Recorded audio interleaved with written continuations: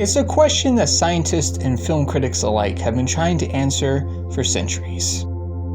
Why do black people always die first in horror movies? And it's a question that I, the whitest motherfucker on earth, will answer in this video. There's gonna be some unexpected twists and turns along the way, so strap in, as we're gonna go on a thrill ride in this mental episode of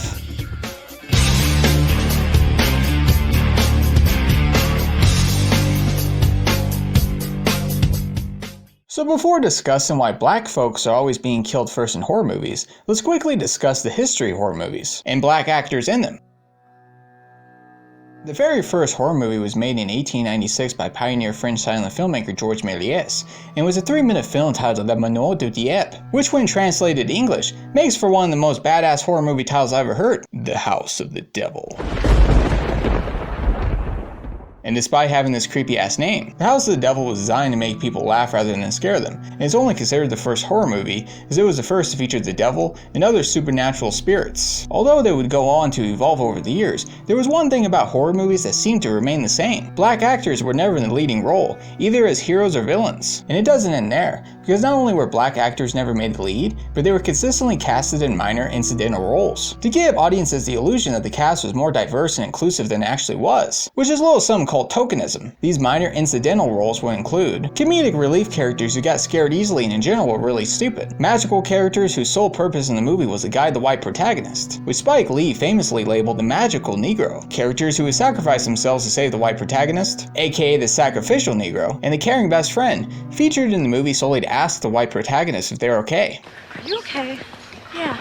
With that said, there are exceptions to this trope, with the first black actor to star in a horror movie being Dwayne Jones in George A. Romero's classic Night of the Living Dead, which not a lot of people have seen but could go, hey, I know that movie. Interestingly, the lead character in Night of the Living Dead wasn't originally written to be black, and George A. Romero went with Dwayne Jones simply because he was the best actor who showed up to auditions. Consider that Night of the Living Dead came out in 1968 and House of the Dead in 1896. It only took 72 years for the movie industry to allow a black actor to star in a horror movie. A classic example of why movie executives being like, hey, it's not about the destination, but the journey getting there. So now that we discussed the history of horror movies and black actors in them, I think it's high time to answer the question proposed at the beginning of this video. Why do black people always die first in horror movies? And after doing some research, I can say with certainty that it's just not true. Because even though black actors have a higher mortality rate in horror movies than their white counterparts, they don't always die, and when they do, they're rarely the first to be killed. In a 2013 article written by Complex, the authors looked at 50 horror movies featuring black actors release dates ranging from 1968 to 2012, and they found that of these 50 movies, in 36 of them did a black character die, making for a mortality rate of 72%. But of these 36 black characters, only 5 of them died first, resulting in a 10% first to die rate. So based on this article, the trope that black characters are always the first to die in horror movies is completely untrue. If anything, it'd be a lot more accurate to say that black people almost never die first in horror movies. But it doesn't have as much of a ring to it, I admit. So in debunking this question, another question is posed. Where does the belief that black people always die first in horror movies originate from? Even though it's essentially impossible to know when people started actually thinking that the black character in a horror movie was going to die first, because if you ask them, they'll be like, oh yeah, I always knew. The earliest mention of this trope that I could find in a movie was in Scream 2, where Joel, a black cameraman, asked to report on the killings. Really doesn't want to, cuz brothers don't last long in situations like this. It's funny that the earliest mention of black people always dying first in horror movies would originate from this particular film, as Scream 2, a sequel to an ultra-popular horror movie and a popular horror movie in its own right. In many respects is the one horror movie that most perpetuated this trope, as 2 black characters are killed literally 12 minutes into the film. Some other noteworthy horror movies featuring a black character die include Alien, where a black character is last to die, Aliens, where a black character is the first to die, and The Shining, where a black character is the only person murdered throughout the movie. And of all the infamous diversions that Stanley Kubrick took from Stephen King's novel, one of the biggest is the fact that Dick Hallorann, the black character Jack Torrance kills, dies in the movie but not in the novel. From this, we conclude that Stanley Kubrick is racist and Stephen King is not.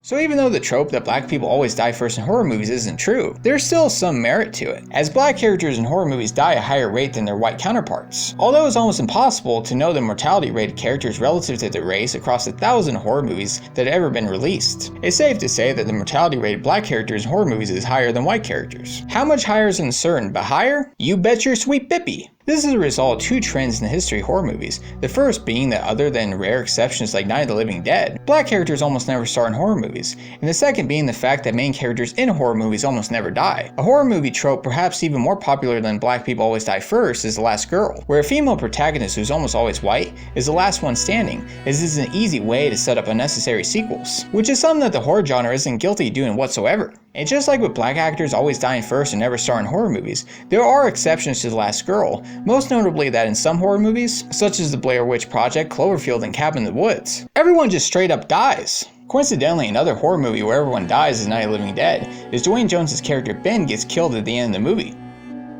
And considering the fact that Night of the Living Dead is one of the few horror movies to star a black actor, one of the few horror movies to feature all the characters dying, and that it's one of the most influential and cited horror movies ever made, I think it goes a long way in explaining why people strongly believe in the trope that black people always die in horror movies first, when if anything the complete opposite is true. Again, there's still plenty of merit in someone thinking, oh, a minor black character in a horror movie? They're definitely gonna die. But saying that they're destined to die first? Not so much. And I think there's some valuable lessons to take away from all of this, including to think critically everything that you're told, no matter how silly or trivial it might seem, because in not doing so, it can have negative repercussions, just as how the belief that black people always die first in horror movies has been degrading to black people. So to end on a positive, forward-thinking note, it's about time that black actors, writers, and directors made their way to horror movies and to film as a whole. Because who better to act, write, and direct the horrors of being a black person in contemporary America better than those who experience it themselves? Just as a white film critic would say in the review of Get Out. It captures the African-American experience.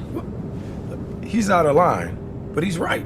So if you made it to this point in my video, thank you for watching. If you liked this video, please give it a like, and comment as well because it helps me and my channel a lot. And if you'd like to watch my future videos, please subscribe if you haven't already. So yeah, this is it for this video, and until next time, provided there is a next time, for any of us.